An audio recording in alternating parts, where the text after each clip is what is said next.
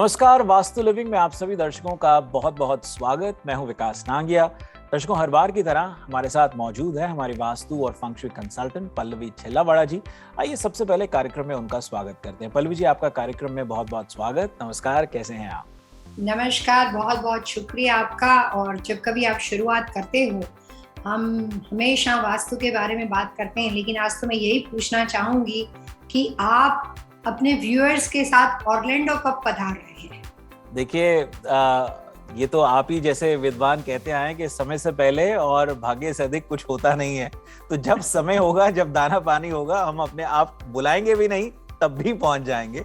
अभी तो आप बुला रहे हैं, उसके लिए बहुत बहुत शुक्रिया। तो मुझे लगता है कि जब समय निश्चित होगा पहुंच ही जाएंगे। और सिर्फ मैं अकेली नहीं बुला रही हूँ, हमारे वास्तु लिविंग के जो रेगुलर व्यूअर्स है ऑकलैंड के, अभी कुछ दिनों पहले मैं यहाँ पे एक इवेंट्स में गई हुई थी, तो उन्होंने मेरे को खास रिक्वेस्ट की कि भैया विकास जी को मैसेज भी कन्वे करना कि पल्लवी की बातें भी सुनते हैं और उनकी बातें भी सुनते हैं। अभी कुछ दिनों पहले कोको बीच में एक इवेंट था, तो उसमें कुछ लोग मिले थे, वो वास्तु लिविंग के बारे में बहुत अच्छी तारीफ कर रहे थे और ये भी पूछ रहे थे कि विकास जी को भी कभी पल्लवी इधर बुला ले अपने यहाँ पे, अपने टाउन में, तो सब लोगों का मिलना हो जाएगा। तो मैंने किसी का मैसेज ही आपको कन्वे किया है। बहुत बहुत शुक्रिया मेरी तरफ से उनको। Huge respect to them and I appreciate that they are looking forward for having me in Florida. तो जब अवसर बनेगा जरूर आऊंगा, बल्कि हुआ तो किसी घर के लोकेशन पर ही जाकर के उस एपिसोड को शूट करेंगे, और फ्लोरिडा में तो सोने पे सुहागा रहेगा।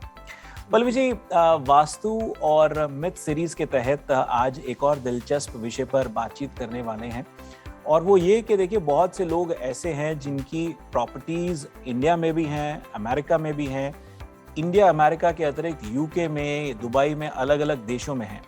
और कुछ लोगों का ऐसा है कि प्रॉपर्टी ना भी हो, लेकिन घर परिवार के काफ़ी सदस्य हैं जो वहाँ रहते हैं, इन अलग अलग देशों में रहते हैं, और अक्सर हमारे एपिसोड से वो बहुत कुछ सीखते हैं। फिर इंडिया में जब अपने पेरेंट्स से बातचीत करते हैं, या भाइयों से बात करते हैं, बहन से बात करते हैं, तो बातों बातों में उन्होंने ये लिखा है हम लोगों को कि भाई कुछ कंफ्यूजन क्रिएट हो जाती है, और फिर उन्हें लगता है कि भाई अमेरिका का वास्तु तो अलग है और इंडिया का वास्तु अलग है। तो इसी को एक विषय अनुसार आपसे बातचीत करेंगे। दर्शकों, आज हम बातचीत करेंगे Indian vastu and global vastu विषय पर।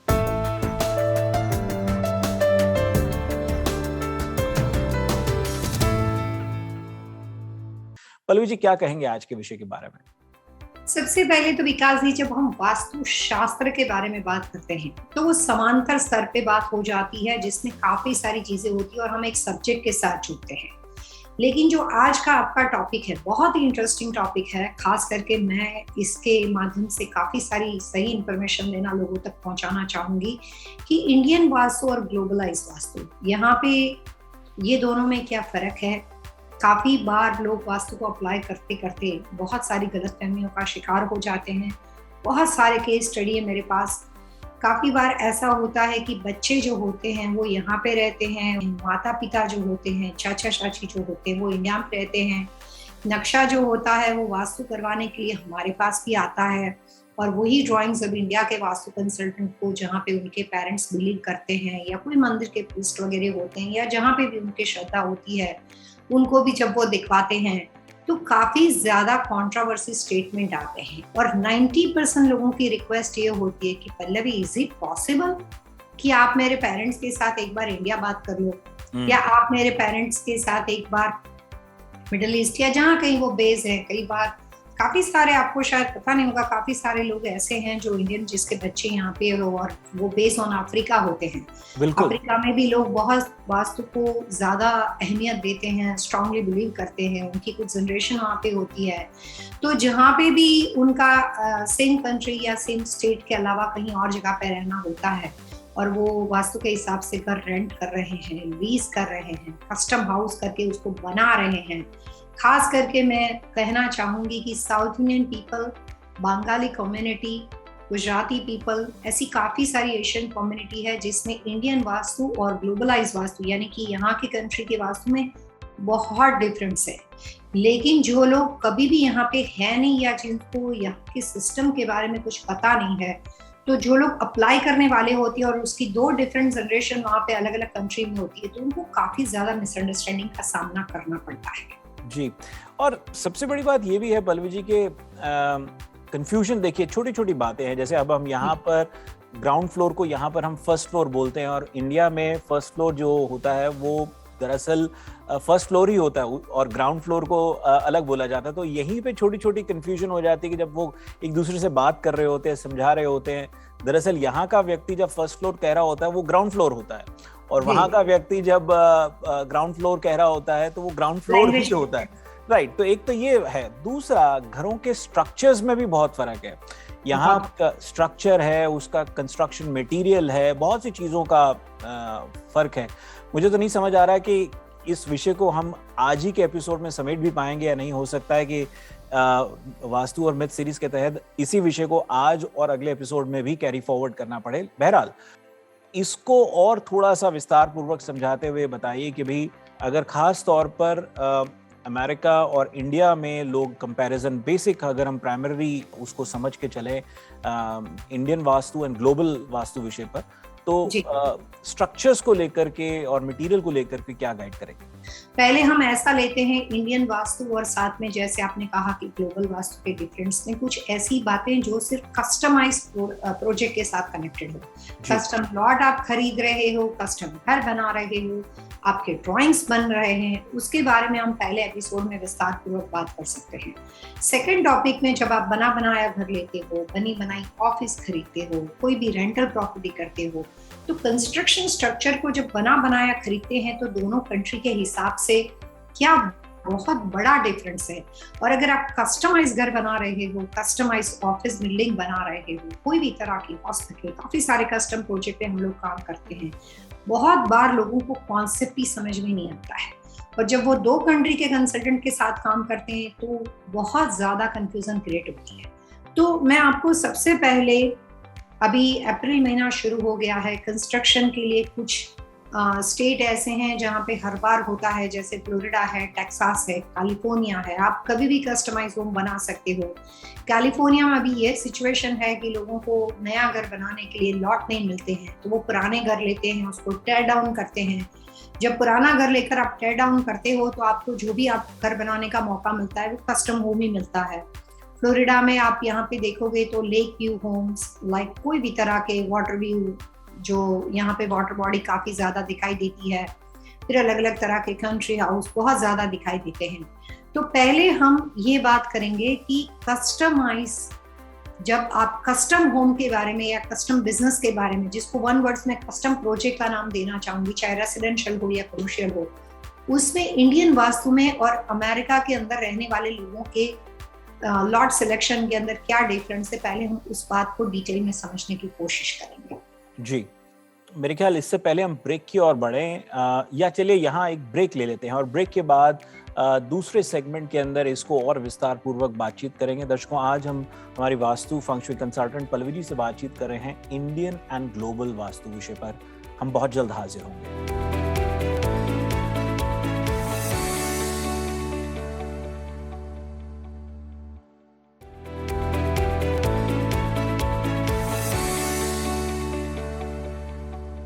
पल्लवी जी, कार्यक्रम में आपका फिर से स्वागत।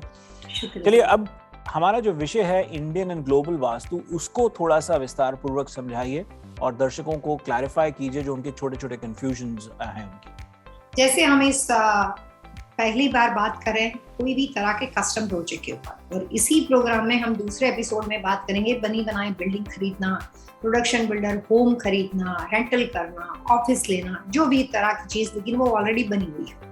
तो कस्टम होम के अंदर इंडिया और अमेरिका में पहला शब्द, जैसे आपने कहा था कि वर्डिंग में डिफरेंस है, हर सब्जेक्ट के अपने कुछ खास वर्ड्स होते हैं। जैसे अगर आप मेडिकल प्रोफेशन में जाओगे तो आप स्टेथोस्कोप है या अलग अलग तरह की चीजें मेडिकल प्रोफेशन में जो भी उसके लिए थर्मोमीटर यूज किया जाता है, अपने कुछ खास वर्ड्स है। वैसे वास्तुशास्त्र भी अपने आप में एक विषय है, रेमेडियल साइंस है, इसके अंदर भी कुछ खास तरह के शब्दों का प्रयोग बार बार किया जाता है, या आप ये कह सकते हो कि इस बिजनेस के साथ रिलेटेड कुछ प्रोफेशनल वर्ड्स का इस्तेमाल बहुत ज्यादा होता है। तो वास्तु जो होता है वो, अगर आप इंडिया में कोई भी चीज खरीदते हो तो वहां पे आप उस जगह पे प्लॉट शब्द का प्रयोग करते हो। अमेरिका में, पहले मैं बेस से एकदम ग्राउंड लेवल से ही बात समझाने की कोशिश करूँ, अमेरिका में हम उसको लॉट शब्द का प्रयोग करते हैं। फर्स्ट फ्लोर ग्राउंड फ्लोर का डिफरेंस तो आपने अभी बता दिया। अब जब आप कस्टम होम बनाते हो तो मैं आपको यहाँ पे कहना चाहूंगी कि इंडिया में और अमेरिका में बेसिक डिफरेंस ये आता है कि किसी भी व्यक्ति को लॉट खरीदना है तो अगर आप उसमें भी स्टेट वाइज डिफरेंस है, मैं आपके साथ अपना एक्सपीरियंस शेयर करूँ। अगर आप गुजरात साइड जाते हो, दिल्ली साइड जाते हो, तो वहाँ पे नॉर्थ साइड, नॉर्थन इंडिया और जो वेस्टर्न इंडिया होता है उसका सबसे ज्यादा बिलीव है कि भैया घर तो सिर्फ दो ही हो सकते हैं, ईस्ट के और नॉर्थ के। अगर आप साउथ इंडिया साइड बात करते हो तो वहाँ पे ज्यादा बिलीव होता है कि घर तो सिर्फ नॉर्थ का ही होना चाहिए, उनका सेकंड बिलीव ईस्ट के ऊपर होता है। एज अ वास्तु कंसल्टेंट होने के नाते मैं अपने एक्सपीरियंस के हिसाब से उन लोगों को पहली बात ये कहना चाहूँगी कि घर कोई भी दिशा का हो सकता है, डिपेंड करता है कि रहने वाला किस तरह का है, पति पत्नी का कॉम्बिनेशन क्या है। और ये बात मैं आज से पहले बहुत बार समझा चुकी हूँ कि डायरेक्शन ईच पर्सन, ईच व्यक्ति और ईच फैमिली कॉम्बिनेशन के हिसाब से इंडिविजुअल होता है। अब यहाँ पे बात आती है कि अगर किसी ने अमेरिका में घर खरीदा, बेटे बहू ने, उनके फैमिली में से जो भी कोई मेंबर हो जो यहाँ पे रहता हो, और मान लेते हैं कि हमें उसके लिए वेस्ट फेसिंग घर खरीदने की बारी आ गई, तो पहले तो बहुत ज्यादा कमेंट्स इंडिया से आने शुरू हो जाते हैं। वेस्ट सूरज डूबता है, तुम ऐसा घर ले ही नहीं सकते, अरे नहीं नहीं नॉर्थ फेसिंग घर ले लो। या किसी वजह से ऐसा घर यहाँ पे किसी ने ऑलरेडी खरीद लिया है या कस्टमाइज लॉट खरीदा है जो साउथ फेसिंग हो और साउथ ईस्ट फेसिंग हो, उसमें तो बहुत ज्यादा कमेंट्स आनी शुरू हो जाती है। पेरेंट्स किसी भी वजह से अलाउड नहीं करते हैं। एज अ कंसल्टेंट मैं सिर्फ इतना ही कहना चाहूंगी, पर्टिकुलर सिर्फ एक दिशा, चाहे नॉर्थ, चाहे ईस्ट, चाहे साउथ, चाहे साउथ ईस्ट, यही सही रहेगी कि यही गलत रहेगी, ये मान्यता बहुत बेसलेस है, बिल्कुल गलत है। जो व्यक्ति वहां पे रहने वाले हैं वही प्रायोरिटी में होते हैं, चाहे वो किसी भी कम्युनिटी में बिलीव करते हैं, वो किसी भी कंट्री के साथ आए हुए हैं। सबसे इम्पोर्टेंट होता है कि जो लोग रहेंगे उनके लिए क्या वास्तुशास्त्र के हिसाब से रिक्वायरमेंट है। और दूसरा इम्पोर्टेंट कंसल्टेंट होने के नाते ये होता है कि किस तरह के बिजनेस, किस तरह के नेचर ऑफ वर्क, उनका करियर किस तरह के विषय के साथ वो जुड़े हुए हैं। रेस्टोरेंट के साथ है, रियल एस्टेट डेवलपमेंट के साथ है, फिलहाल जॉब करते हैं लेकिन फ्यूचर उनकी सोच विचार ऐसी है कि मुझे होटल मोटल में जाना है।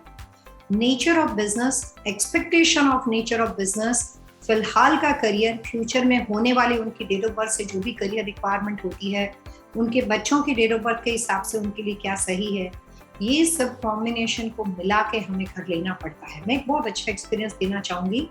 मेरे एक क्लाइंट है जो कच्ची परिवार से बिलोंग करते हैं, वो बॉम्बे के बेस हैं, उनके माता पिता आज भी वहां पे रहते हैं।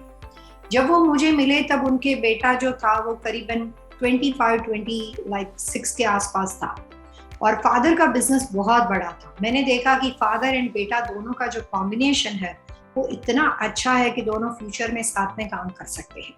और वो अपनी लाइफ का तीसरा घर बना रहे थे। ये शब्द ध्यान में रखिए, तीसरा घर मैं क्यों बोलूं, जिसमें आप उनकी हर तरह की, ये कह सकते हो कि उनकी फाइनेंशियल वेल्थ देख सकते हैं। हर तरह से एक एक कॉर्नर को उन्होंने अपने मन से बनाया है। अब ऐसे बजट के घर में फादर एंड सन जब घर बनाते हैं तो आप सोच सकते हो कि कंसल्टेंट सिर्फ ये नहीं देखते कि फादर क्या करते हैं। तो कस्टम होम में वास्तु कंसल्टेंट की ड्यूटी होती है कि जो भी घर का ब्रेड विनर है उसके हिसाब से घर बनाए। लेकिन नेक्स्ट टू, अगर उनके पीछे पीछे बेटी या दामाद है, बेटा है, छोटा भाई है, बहन है, अगर आपको लगता है कि वो इस बिजनेस के साथ जुड़े हुए हैं तो कंसल्टेंट की ड्यूटी होती है कि वो ये भी देखे कि इतने बजट का घर है, अगर आप 5 मिलियन प्लस के ऊपर का घर बना रहे हो, वो आप रोज सुबह में नहीं बनाओगे। अगर आप 10 मिलियन का घर बना रहे हो, अगर आप 3 मिलियन का घर बना रहे हो, अभी न्यूयॉर्क में हमने 20 मिलियन का घर बनाया है, तो इस तरह के बजट के जो घर होते हैं वो रोज सुबह में नहीं बनते। दैट्स अ स्पेशल हाउस और may be sometimes this is your life long home. तो वहां पे कस्टम होम में हमारे पास स्पेस की विकासी, हमने ऐसे घर बनाया कि फादर की डेट ऑफ बर्थ के हिसाब से वो दिशा उसको सूट करती है, प्लस एक ऐसा दिशा का दरवाजा रखा जो उनका बेटा उनसे कम्प्लीटली अपोजिट डायरेक्शन का था। फादर के लिए मैंने ईस्ट का दरवाजा रखा, बेटे के लिए मुझे वेस्ट फेसिंग चाहिए था। मैंने घर ही ऐसे बनाया जिसमें 10 कार गराज है, जिसमें बॉलिंग एली है, जिसमें लेक व्यू है, गोल्फ क्लब है, सिमुलेटर है, सब कुछ है। कोई भी ऐसी चीज नहीं है जो उस घर में नहीं है। तो उस बजट के अंदर हमने बेटे के लिए वेस्ट फेसिंग डोर रखा ताकि जिस दिन वो घर का हेड बन जाता है वो सिर्फ उसको कुछ नहीं करना है, अपने पिताजी का जो दरवाजा है उसको वहीं पे रखकर जो मेन डोर जहाँ पे बना हुआ है वो यूज करना है। अब ये सब बात कैसे बनी? जब वो घर बना रहे थे तो मैंने उनके साथ मीटिंग की। जब कभी मैं कस्टम होम बनाती हूँ, मैं हमेशा अपने क्लाइंट के साथ मीटिंग करती हूँ, उनकी रिक्वायरमेंट को समझती हूँ। ये उनका पहला घर है, ये उनका दूसरा घर है, ये उनका लास्ट एंड फाइनल घर है, जो भी उसकी बातें हैं उसको हम पूरा समझते हैं, स्टडी करते हैं। उसके बाद हमें लगता है कि क्लाइंट की इतनी इतनी रिक्वायरमेंट्स है, तो हम ऐसा घर बनाते हैं जिसमें उसकी आज कल परसों और उसकी फ्यूचर की सारी रिक्वायरमेंट फुलफिल होती हो। अगर यही आदमी मुझे पहले घर के लिए रखता है तो मैं उसके बेटे के लिए शायद दरवाजा रखने की कोशिश ना भी करूं, क्योंकि वो लास्ट एंड फाइनल होम नहीं होता है। तो लाइफ के अलग अलग तरह के स्टेप्स होते हैं, लाइफ के अलग अलग तरह के तबक्के होते हैं, जीवन की जरूरियात अलग अलग टाइम पे बदलती है। जब वास्तु कंसल्टेंट घर बनाते हैं तो वो सिर्फ नॉर्थ फेसिंग, वो सिर्फ ईस्ट फेसिंग नहीं देखते हैं। फादर के लिए ईस्ट फेसिंग बहुत अच्छा था, बेटे के लिए वेस्ट फेसिंग बहुत अच्छा था, और हमने घर वैसा बनाया कि दोनों की रिक्वायरमेंट को फुलफिल करता है। अब ये फैमिली की जो बहन थी वो बॉम्बे में रहती थी, उन्होंने वहां किसी से जाके कुछ पूछा तो उन्होंने कहा कि अरे ये हो जाएगा ना, ये हो जाएगा ना, ईस्ट का घर और वेस्ट का घर हो ही नहीं सकता, वेस्ट का दरवाजा बंद कर दो। बट दे डोंट नो कि ये घर ऐसा था कि इसमें नॉर्थ के भी एक्सेस थे, ईस्ट के भी एक्सेस थे, वेस्ट के भी एक्सेस थे, एंड इसमें साउथ के भी एक्सेस थे। हमने घर इस तरह से बनाया है कि घर के अंदर वो जब कभी चाहे, घर का कोई भी bread winner family member change होता है उसको ज्यादा प्रॉब्लम नहीं होगी, क्योंकि वो स्पेशल बजट का करता है। तो कई बार आप आंख बंद करके वास्तु नहीं कर सकते। यू हैव टू अंडरस्टैंड कि व्हाट इज योर रिक्वायरमेंट, ये आप लाइफ में कौन सी कहाँ से शुरुआत करके घर ले रहे हो और आपके घर तक कितनी जमीन के साथ लेन देन है। बहुत सारी छोटी छोटी बातें होती है। उन्होंने इंडिया में उनकी बहन के साथ मेरे को कॉन्फ्रेंस कॉल में बात करवाई। उनकी बहन सम रीजन मेरी बातों से उनको काफी हेल्प मिली, वो समझ चुके हैं, और उनको ये भी पता था कि पल्लवी ये फैमिली के साथ काफी सालों से जुड़ी हुई थी। तो फिर उन्होंने हमें वो घर बनाने दिया। आज के दिन में वो उस घर से काफी प्रॉस्पेरस से खुश है, और यहाँ तक कि उनके बहन का कंसल्टेशन भी हमने किया, जिसमें घर की दिशा नॉर्थ भी नहीं थी, ईस्ट भी नहीं थी, और वेस्ट भी नहीं थी, और साउथ ईस्ट थी। मैं सिर्फ वास्तु कंसल्टेंट होने के नाते ये कहना चाहती हूँ कि सारी दिशाएं आपके हिसाब से क्या रोल करेगी, आपके हिसाब से क्या इफेक्ट करेगी, पानी के आसपास है कि नहीं, स्लोप किस तरह से है, बेसमेंट होना चाहिए कि नहीं होना चाहिए।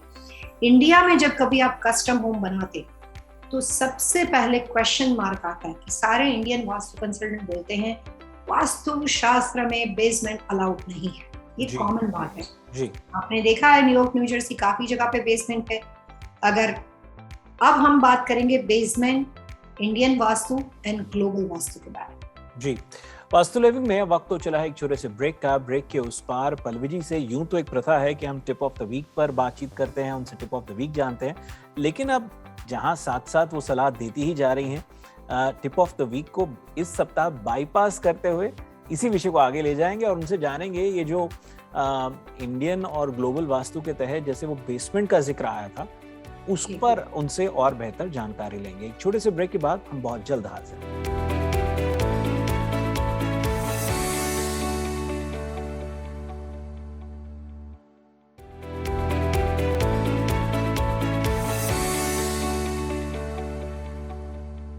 ब्रेक के बाद वास्तु लिविंग में आप सभी दर्शकों का एक बार फिर से स्वागत। आज पल्लवी जी से बातचीत हो रही है इंडियन और ग्लोबल वास्तु विषय पर, और खास ये विषय जो हमारा वास्तु और मिथ सीरीज के तहत है, जिस पर हम अलग अलग विषयों में बातचीत करते चले आ रहे हैं। पल्लवी जी, कार्यक्रम में आपका एक बार फिर से स्वागत। वास्तु और मिथ सीरीज के तहत आज बात इंडियन और ग्लोबल वास्तु पर हो रही है। ब्रेक से पहले बहुत सारी सिचुएशंस को बताते हुए कि स्टडीज का जिक्र करते हुए आपने बेसमेंट का जिक्र किया था कि भी देखिए इंडिया में लोग उसको प्राथमिकता नहीं मानते हैं, बल्कि नेगेटिव ही, नकारात्मक ही मानते हैं, और अमेरिका में खासतौर पे देखिए ईस्ट कोस्ट में, न्यूयॉर्क, न्यू जर्सी और उसके इर्द गिर्द के एरियाज में, पेंसिल्वेनिया में बेसमेंट का एक अच्छा खासा कल्चर है। क्या कहेंगे उस बारे में? एज ए वास्तु कंसल्टेंट होने के नाते, जैसे हम अलग अलग टॉपिक पे बात कर रहे हैं, जैसे इंडिया में स्ट्रिक्टली वास्तु में ऐसा कहते हैं कि बेसमेंट होना ही नहीं चाहिए। मैं कंसल्टेंट होने के नाते अपने एक्सपीरियंस और अपनी एक्सपर्टीज से बोल रही हूँ कि वास्तु शास्त्र में ऐसा कहीं नहीं है कि बेसमेंट नहीं होना चाहिए।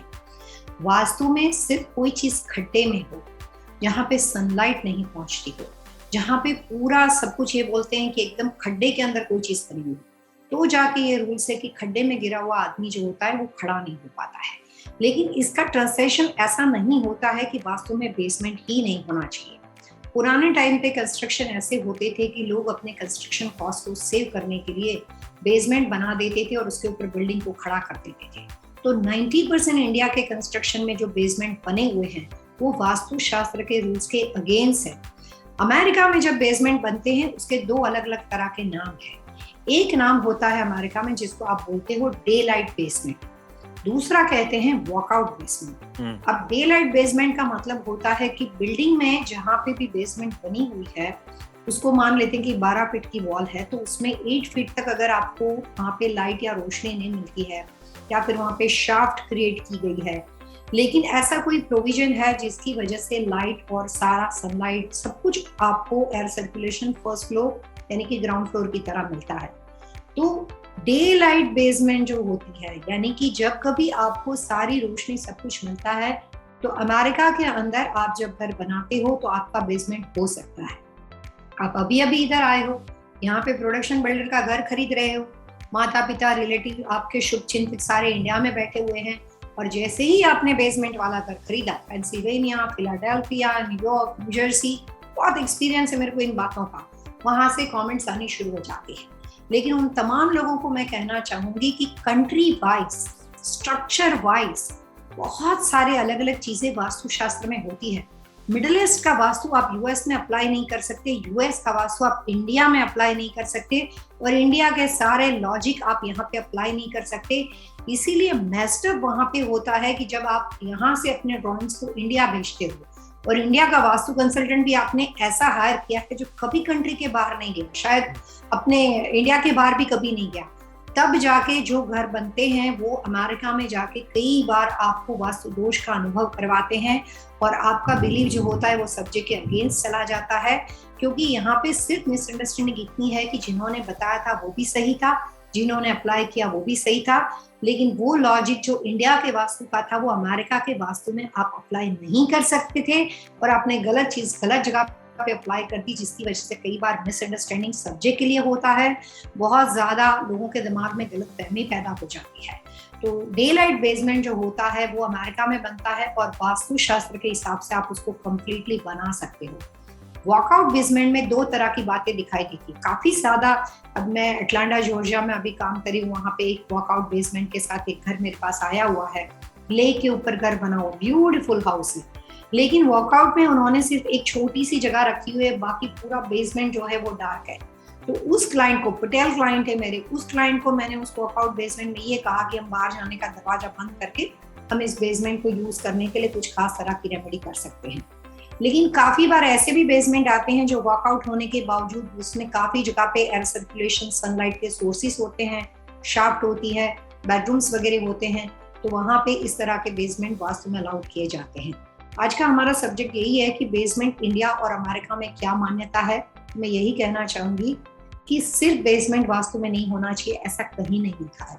किस तरह का बेसमेंट है उसके ऊपर निर्भर करता है, और रेसिडेंशियल कमर्शियल प्रॉपर्टी वास्तु के रूल्स के हिसाब से बेसमेंट हो तो आप वहां पे आप अपना बिजनेस भी कर सकते हो और आप वहां पे रह भी सकते हैं। जी, दर्शकों, वास्तु को समझना, कमर्शियल या रेजिडेंशियल प्रॉपर्टी को समझना, आप उसे लॉट कहें या हिंदुस्तान में जैसे उसको प्लॉट कहा जाता है उसे कहें, उसको समझना, विषय को समझना बहुत जरूरी है, और फिर उस समझ के अनुसार ये भी जानना कि उसमें लाभ क्या हो सकता है, उसमें नुकसान क्या हो सकता है।